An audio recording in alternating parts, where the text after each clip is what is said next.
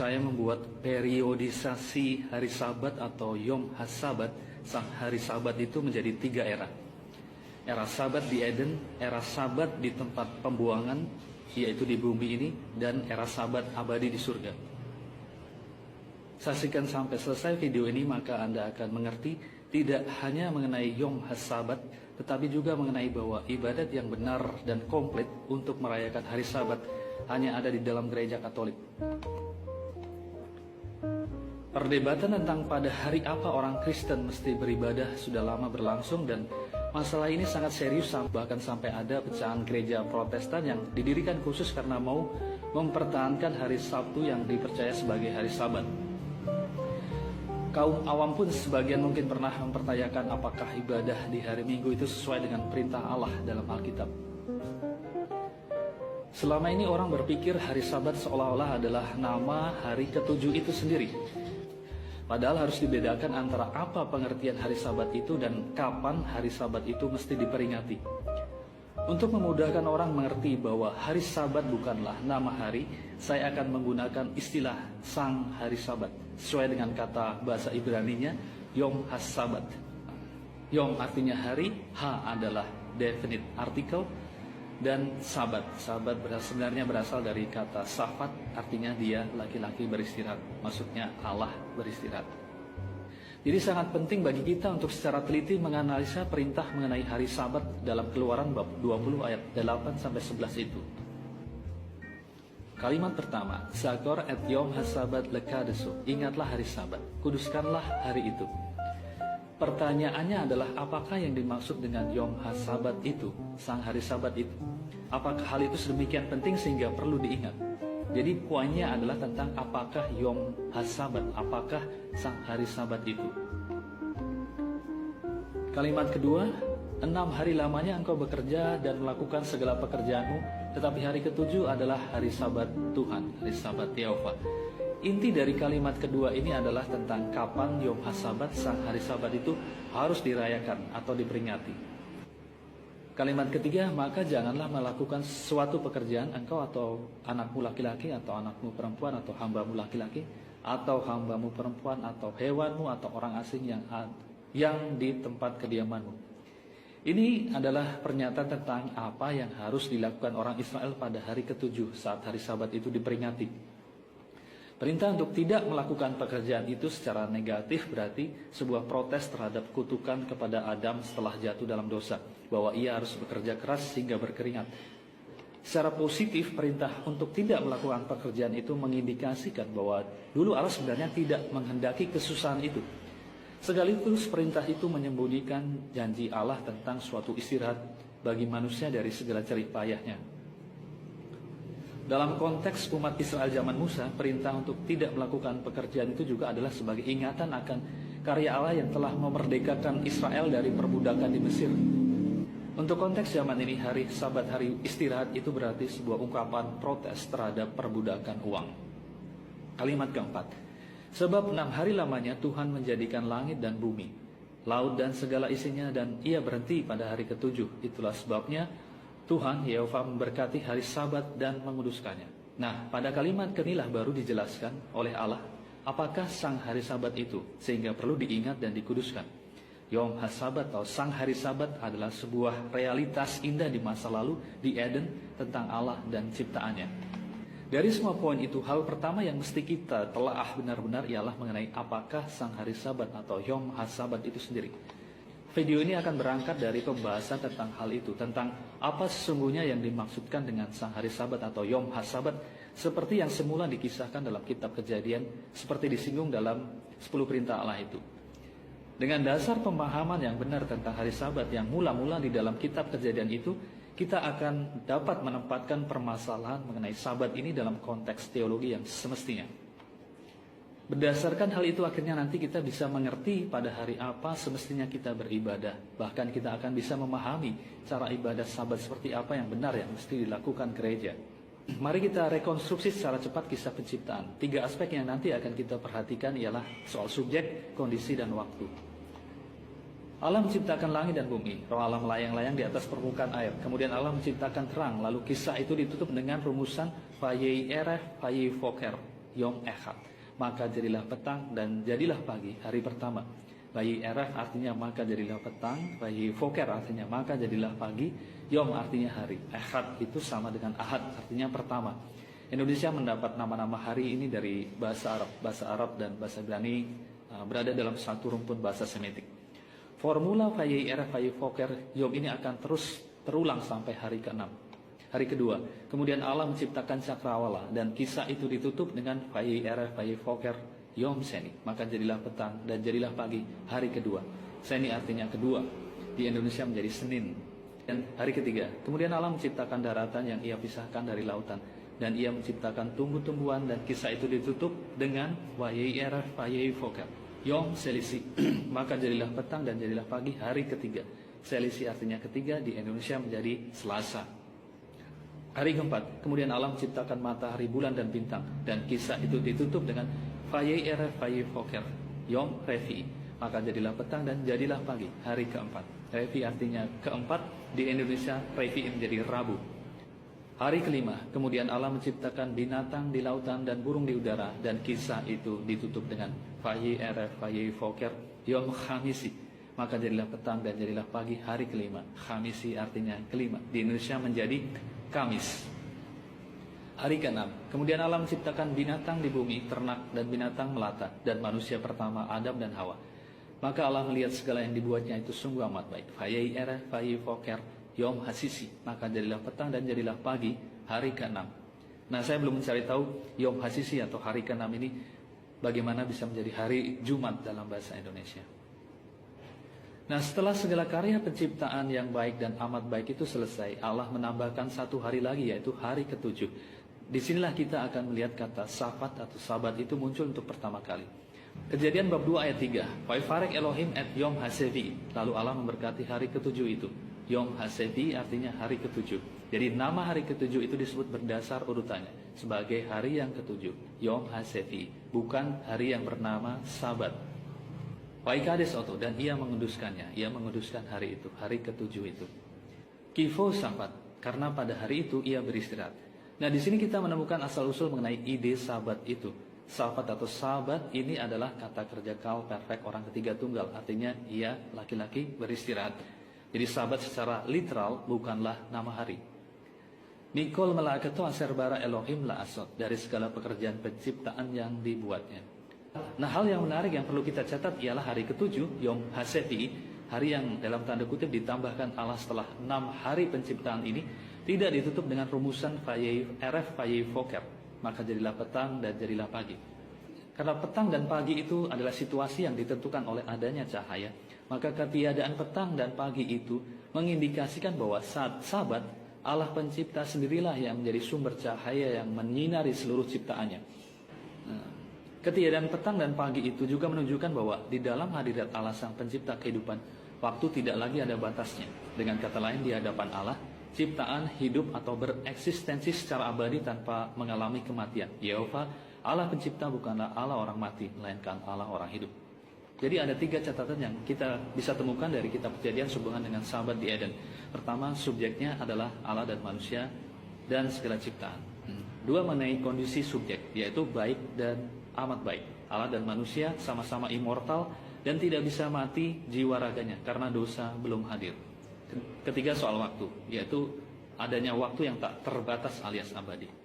Keabadian ciptaan secara khusus manusia adalah unsur yang penting dalam pemahaman tentang Yom HaSabat atau sang hari Sabat.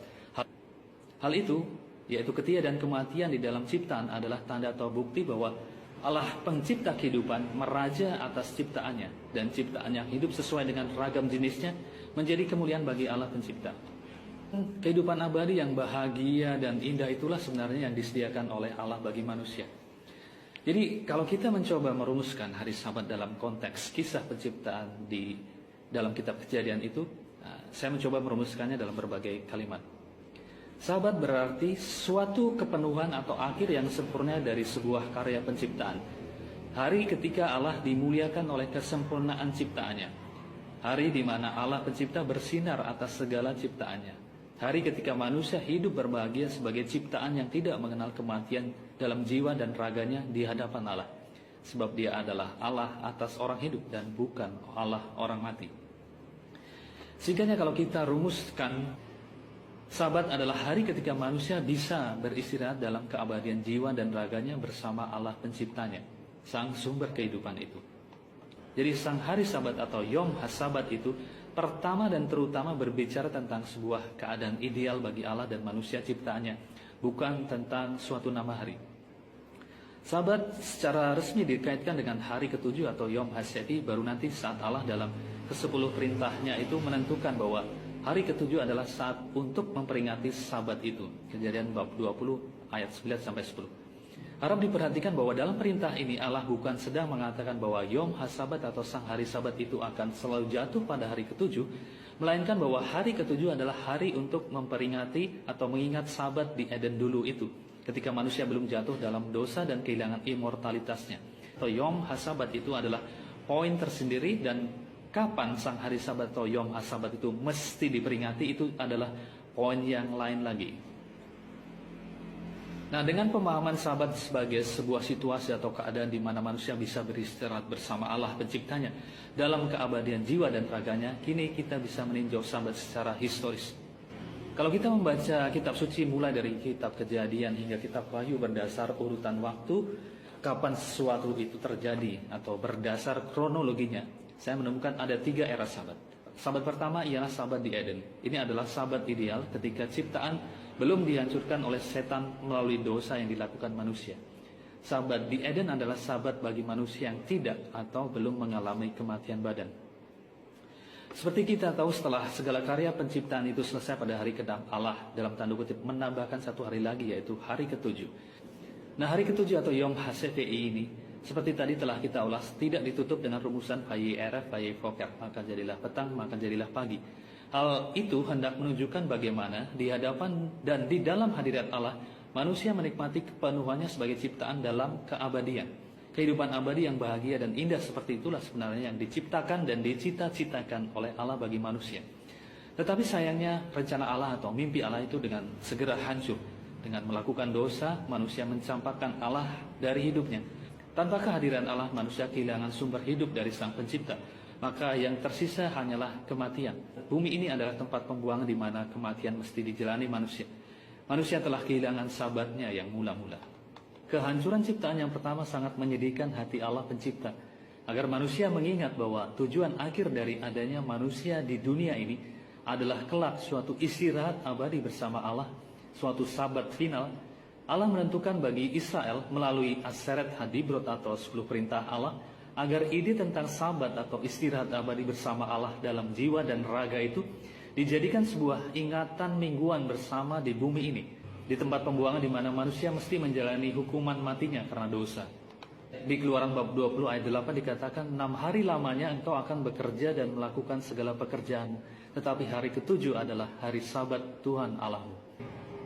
Demikianlah Sabat kemudian diidentikan sebagai nama hari bagi umat Israel, di mana ide tentang istirahat bersama Allah dalam keabadian jiwa dan raga di Eden dulu mesti tetap dikenang, sekaligus dijadikan pengingat bahwa tujuan akhir manusia tetaplah suatu Sabat abadi, mirip seperti di Eden, di mana manusia hidup di hadapan Allah Penciptanya, abadi dalam jiwa dan raga.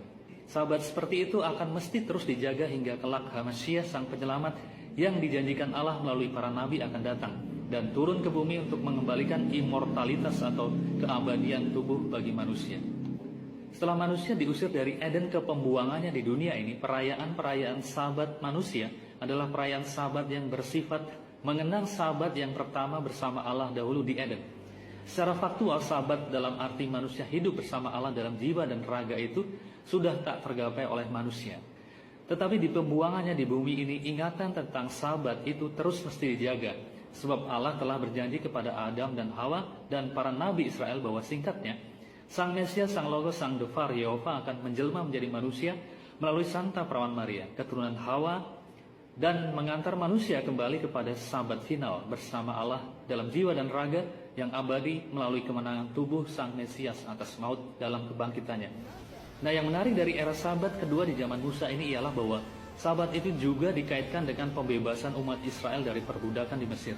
Ulangan bab 5 ayat 15 berbunyi, Sebab haruslah kau ingat bahwa engkau pun dahulu budak di tanah Mesir, dan engkau dibawa keluar dari sana oleh Yehova Allahmu dengan tangan yang kuat dan lengan yang teracung. Itulah sebabnya Yehova Allahmu memerintahkan engkau merayakan hari Sabat. Hal ini adalah hal yang kelak oleh Paulus dalam Kolose bab 2 ayat 16 disebut sebagai bayangan atau tipologi dari Yesus Kristus yang dengan tangan yang tersalib akan menebus umat manusia dari perbudakan dosa dan melahirkan umat manusia baru yang terbebas dari kematian melalui dan dalam kebangkitan Yesus Kristus. Intinya pada era Sabat kedua di zaman Musa ini, Yom HaSabat atau Sang Hari Sabat tidak hanya berarti sebuah ingatan akan kehidupan manusia yang immortal bersama Allah penciptanya dalam keabadian, tetapi juga soal ingatan akan karya Yehova yang telah membebaskan umat Israel dari perbudakan di tanah Mesir. Sudah berapa juta hari-hari Sabat berlalu sejak pertama kali ibadat hari Sabat pada hari ke-7 ditetapkan oleh Allah dalam Aseret Hadibrot atau 10 perintah Allah di Gunung Sinai, hingga akhirnya Dvar Yehova, Sang Sabda Yehova, Sang Logos turun ke bumi.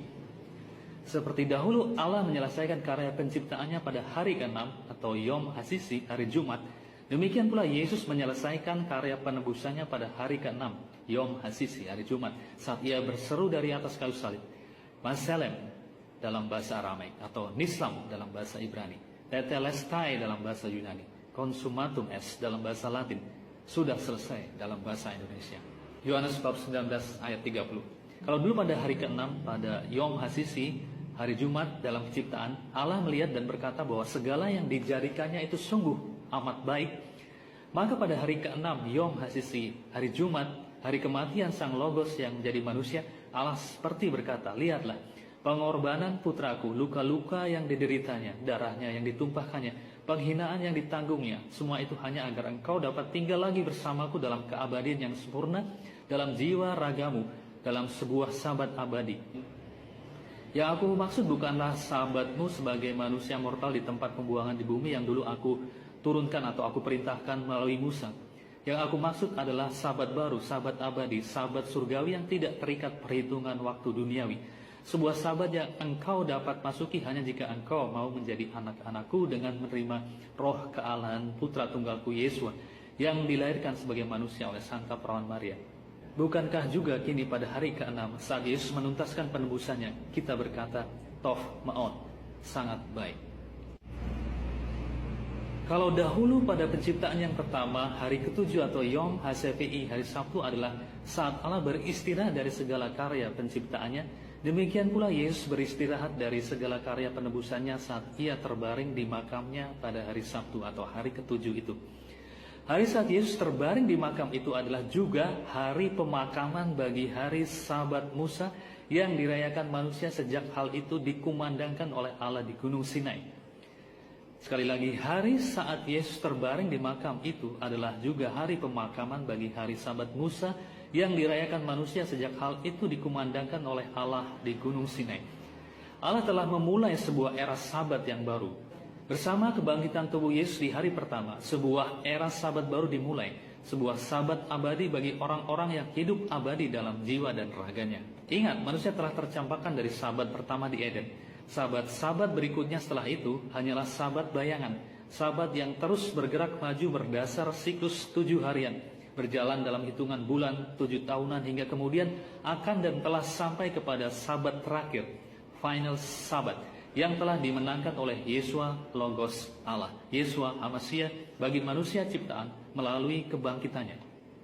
Pada hari pertama atau Yom Echad, hari yang mengingatkan kita saat dulu Allah berkata, Yehi or, Vayehi or, jadilah terang maka jadilah terang.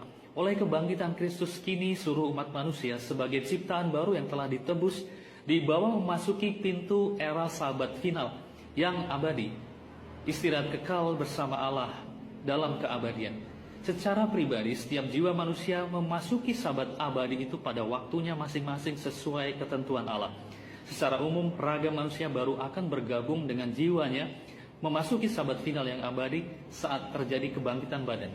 Hanya Yesus dan Maria yang telah masuk ke dalam Sabat final, Sabat yang abadi itu dengan jiwa dan raganya.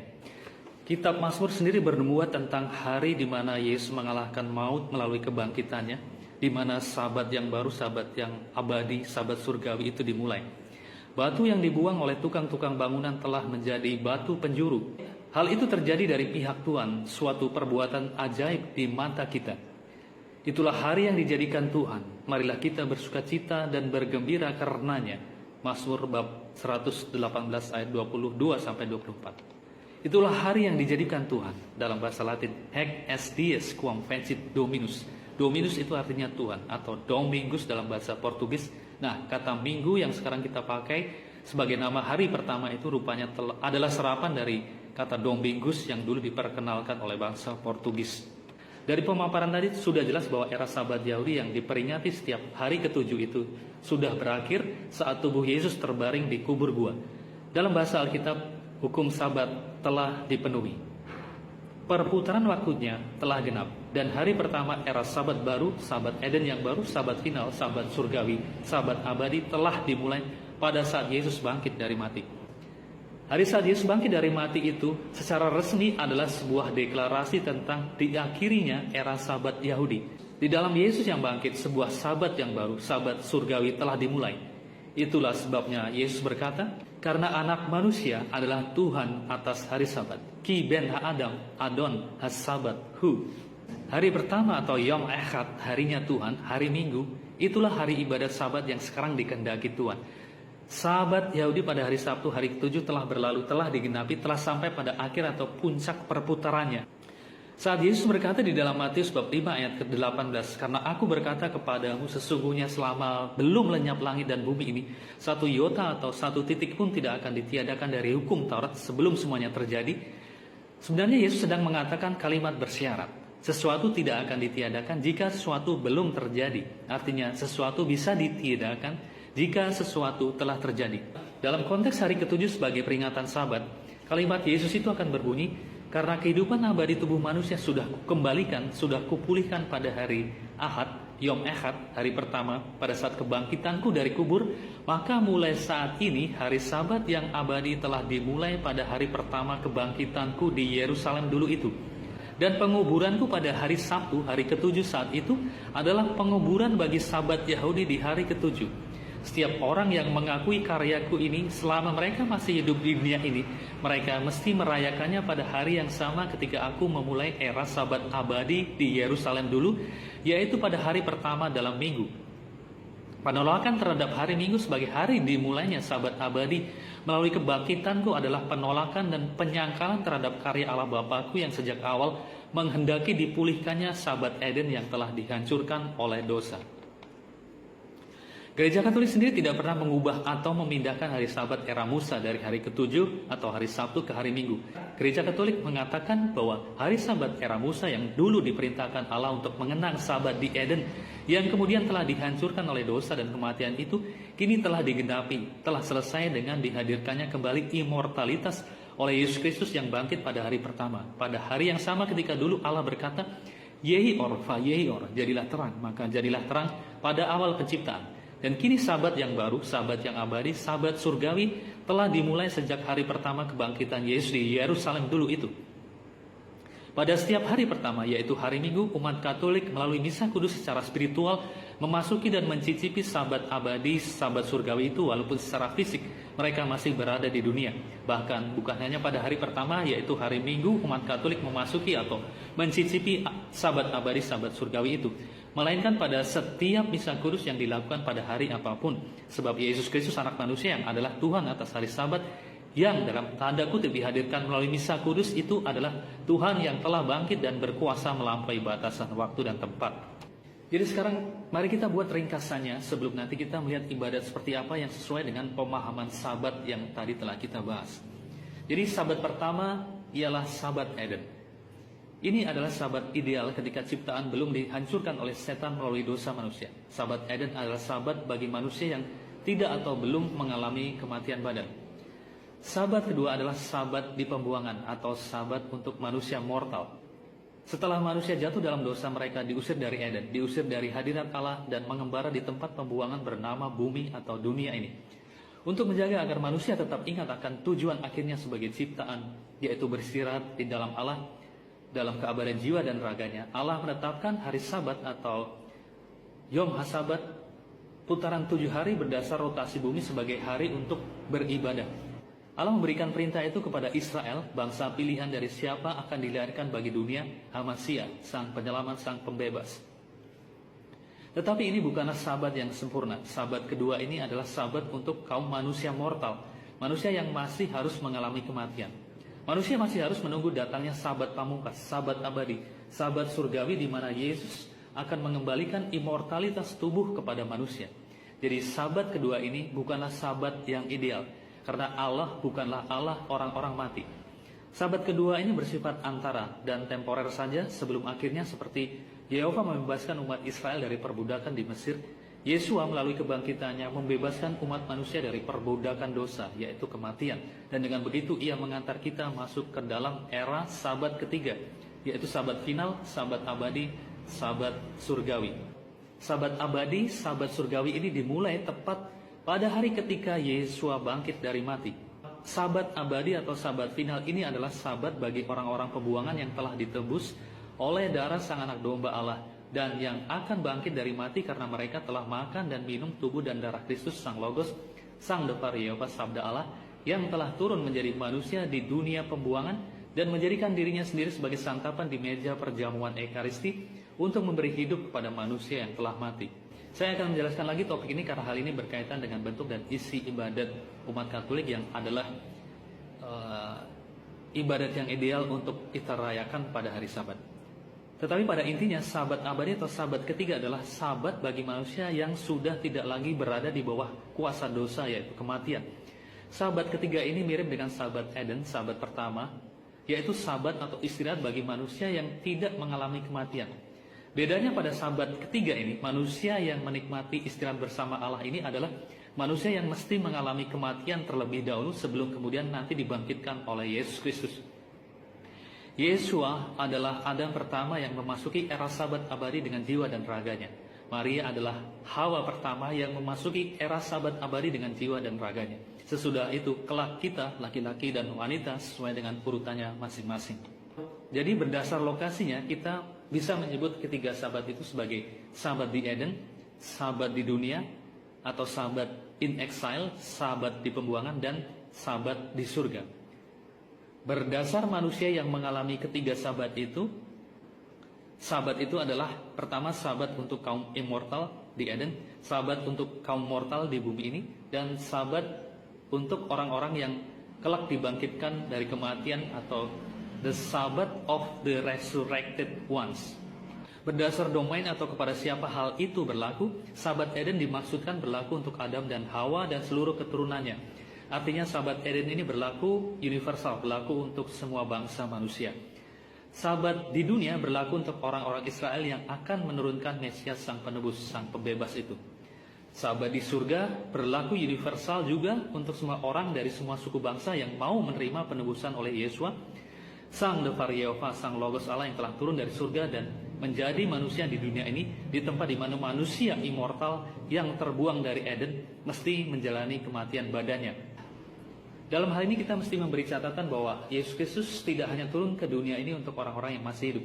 Lebih jauh dari itu, Yesus turun dan masuk lebih dalam lagi, masuk ke dunia bawah, ke dalam limbo, yaitu ke dunia arwah segera setelah kematian badaninya. Yesus masuk ke dalam limbo membawa kabar penebusan bagi Adam dan Hawa dan jiwa-jiwa yang baik yang terperangkap di sana menunggu penebusan Sang Putra Allah. Dan kemudian mengantar mereka masuk melalui gerbang surga yang telah dibuka oleh sandara anak domba Allah yang telah tertumpah di Golgota. Nah, pemikiran itu mengantar kita pada pertanyaan, lalu bagaimana ibadat untuk memperingati sabat abadi yang telah ditegakkan Yesus pada hari kebangkitannya 2000 tahun yang lalu itu mesti diselenggarakan? Nah, karena hari Minggu adalah hari pertama di mana era sabat surgawi atau sabat yang abadi dimulai, maka ibadat yang dilakukan oleh orang-orang Kristen haruslah menggambarkan situasi keabadian itu. Sekali lagi kita perlu mengingat bahwa ide inti sabat adalah hari ketika manusia bisa beristirahat dalam keabadian jiwa dan raganya di hadapan Allah pencipta sang sumber kehidupan. Ide tentang persatuan Allah dengan manusia yang memiliki keabadian jiwa dan tubuh itu tidak tampak dirayakan dalam ibadat Yahudi, demikian pula dalam ibadat Yahudi Mesianik dan gereja-gereja Protestan.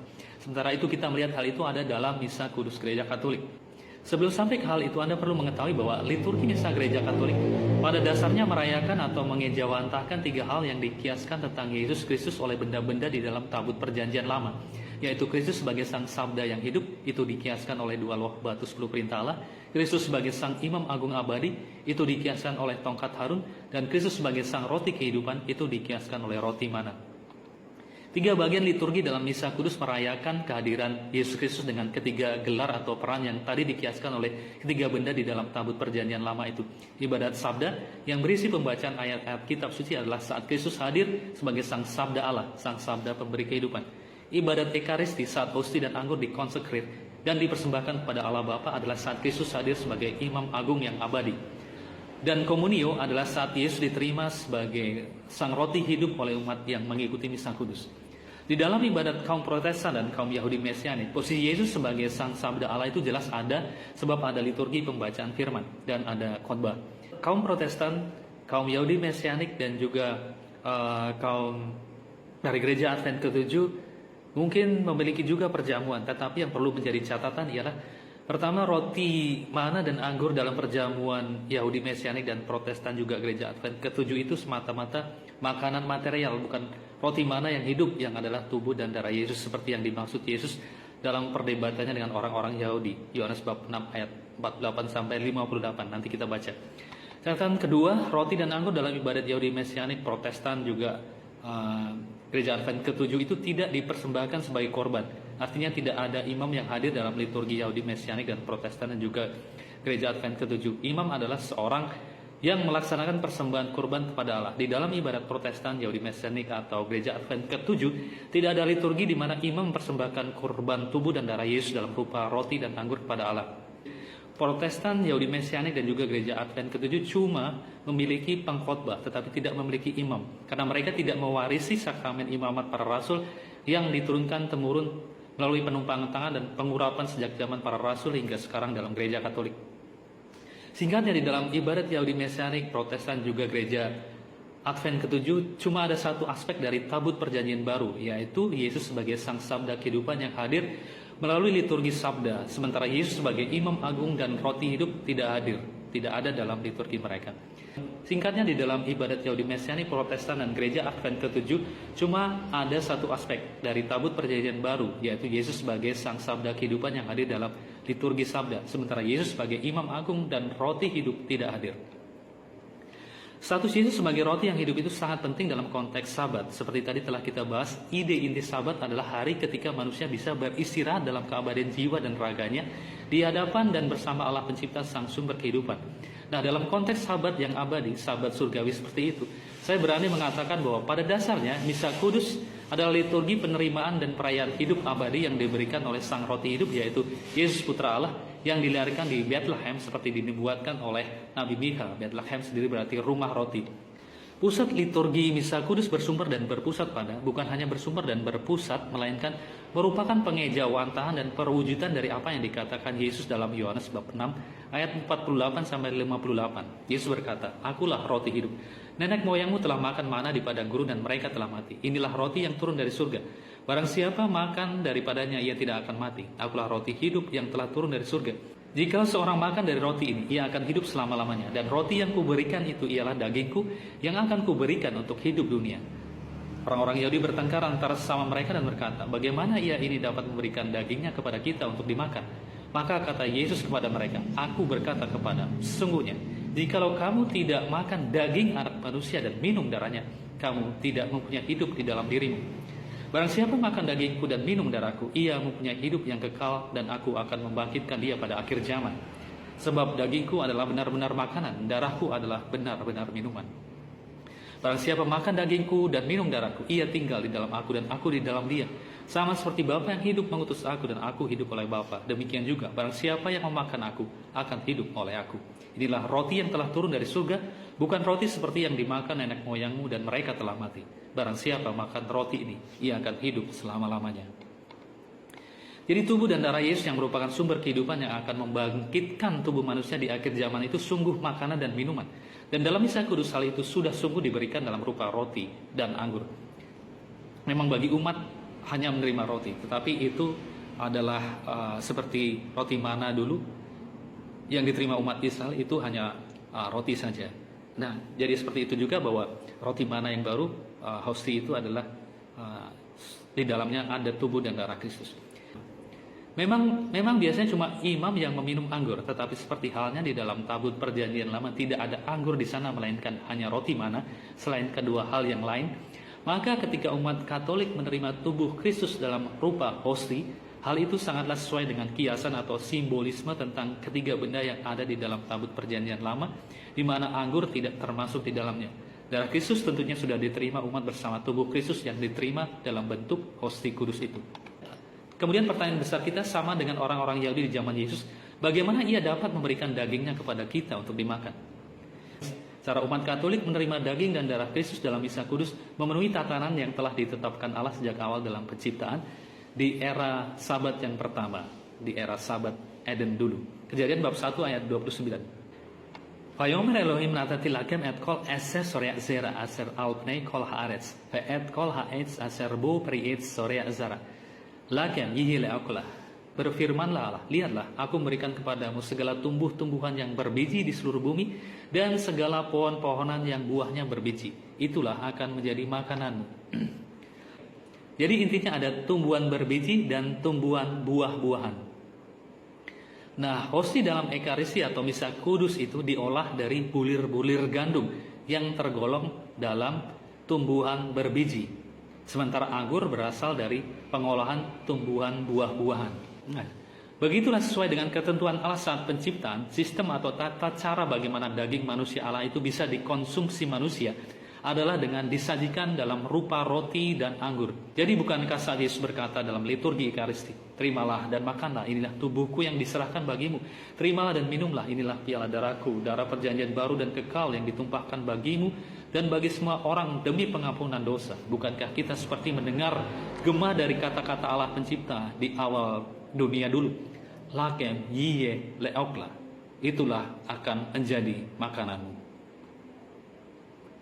Itulah puncak liturgi Ekaristi dalam misa kudus, yaitu persatuan antara manusia dengan Yesus Kristus yang telah bangkit. Di dalam Yesus yang bangkit, manusia kelak memperoleh kembali immortalitas tubuhnya. Hanya Yesus dan Santa Perawan Maria bundanya yang telah menikmati hal itu di surga. Walaupun baru akan mengalami hal itu saat kebangkitan badan di akhir zaman, tetapi dalam dan melalui misa kudus, umat Katolik walaupun masih di bumi sudah mencapai hal itu dan sudah mulai memasuki era Sabat abadi, Sabat surgawi itu. Melalui Yesus yang telah bangkit, yang hadir secara nyata di dalam misa kudus, Sabat abadi, Sabat surgawi dibawa masuk ke dalam ruang dan waktu.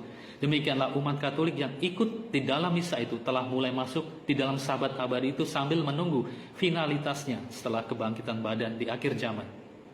Sekedar informasi, model liturgi misa kudus Katolik seperti sekarang ini ternyata berasal dari liturgi gereja awal seperti dicatat oleh Bapak Gereja Justinus Martir dalam Apologia yang ia tulis pada tahun 155 Masehi. Santo Justinus ini dirayakan di dalam gereja Katolik setiap tanggal 1 Juni.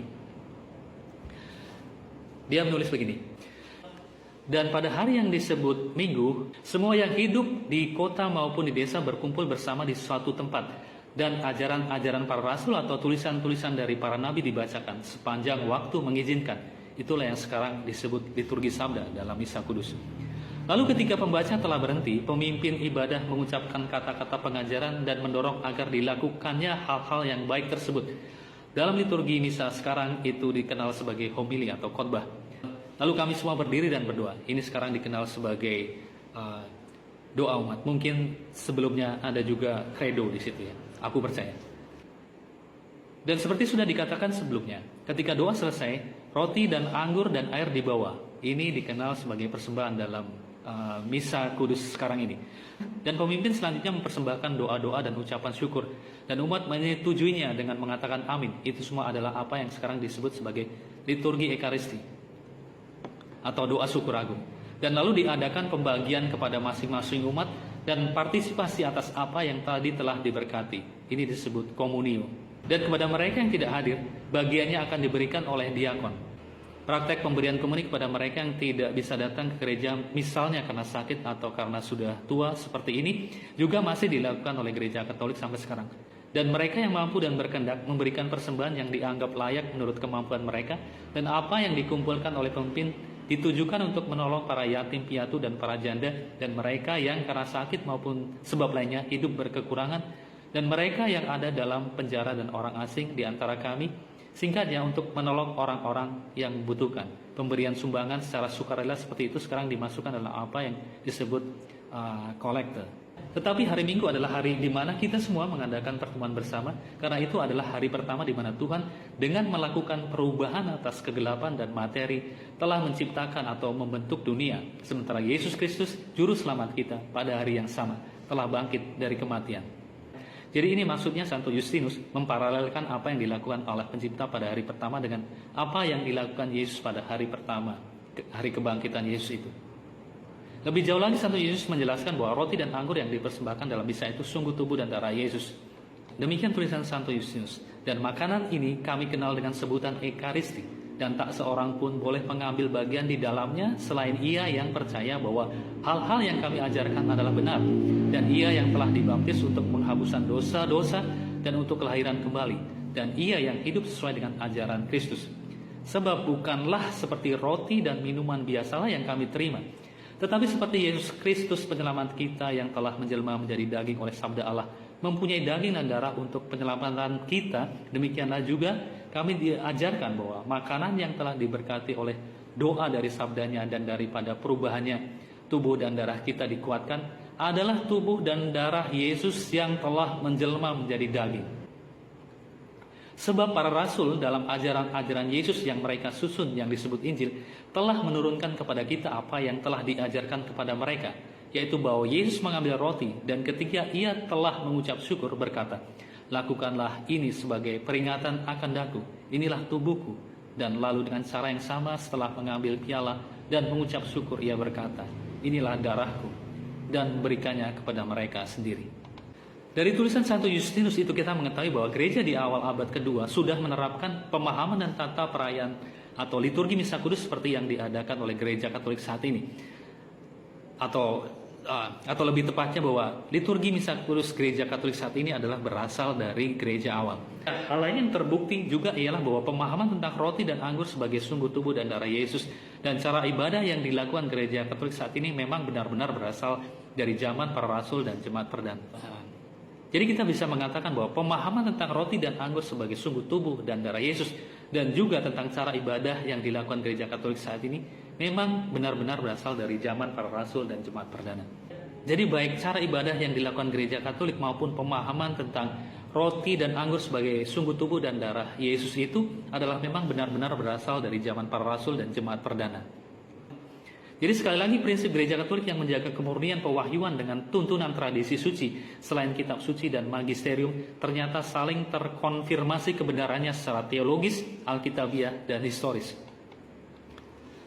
Jadi secara ringkas kesimpulannya, 1. Makna sabat yang semula di Eden ialah suatu situasi di mana Allah beristirahat abadi bersama manusia ciptaannya utuh dengan jiwa dan raganya yang immortal.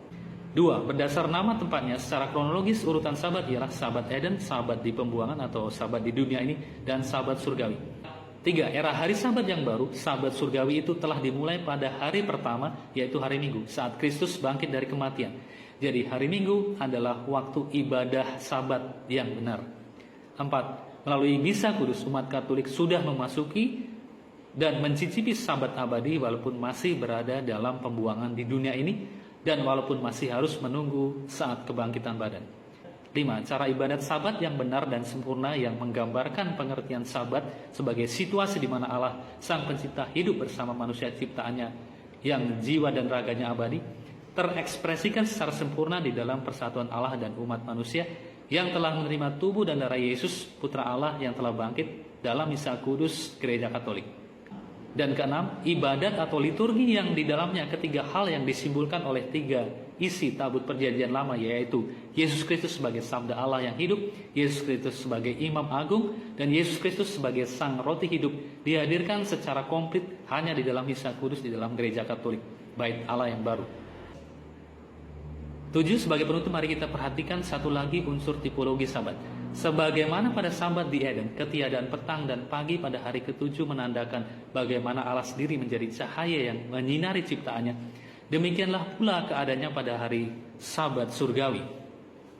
Kita baca dalam kitab Wahyu bab 21 ayat 23. Dan kota itu tidak memerlukan matahari dan bulan untuk menyinarinya, sebab kemuliaan Allah meneranginya dan anak domba itu adalah lampunya. Wahyu bab 22 ayat 5. Dan malam tidak akan ada lagi di sana, dan mereka tidak memerlukan cahaya lampu dan cahaya matahari, sebab Tuhan Allah akan menerangi mereka, dan mereka akan memerintah sebagai raja sampai selama-lamanya. Jadi begitu sempurnanya kitab suci menceritakan mengenai peristiwa atau kisah atau ide tentang Sabat ini, sejak awal di Eden dalam kitab Kejadian hingga di Wahyu saat diterangkan bahwa sang anak domba itu adalah lampunya, adalah yang menerangi ciptaan itu. Dia yang adalah Tuhan Allah itu sendiri. Yeshua Kai.